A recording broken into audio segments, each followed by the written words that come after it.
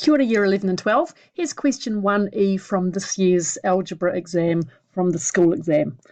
So this question is about a quadratic, and we're given that the two roots are alpha and beta, and we have to find the value of alpha minus beta. So the easiest way to do this is to use our ideas about the sum and product of the roots.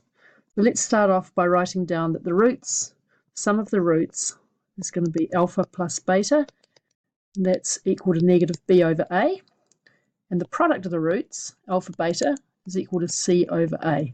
Now we need to substitute in the coefficients from this equation. So alpha plus beta is equal to negative alpha over 2.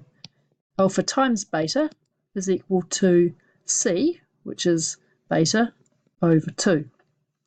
So working first with this equation, we get 2 alpha beta is equal to beta, and we can divide both sides through by beta. Now we can do that because we know from up here that those two roots are non-zero, which makes sense because we've got a quadratic. So we're given 2 alpha is equal to 1, alpha equals 1/2. We now take that value of alpha and we substitute it in here. So that gives me 1/2 plus beta is equal to negative 1/2 times 1/2, giving me beta equals negative 1/4 minus 1/2, which equals negative 3/4. So we're just about finished. Remember, we were asked to figure out what alpha take away beta is. Oops.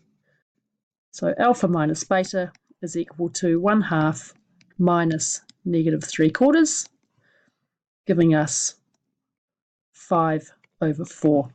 Okay, so that's all for that one. Nice and short. I'll be back later on today or tomorrow with some of the other excellence questions from the algebra and calc papers. Thanks for watching.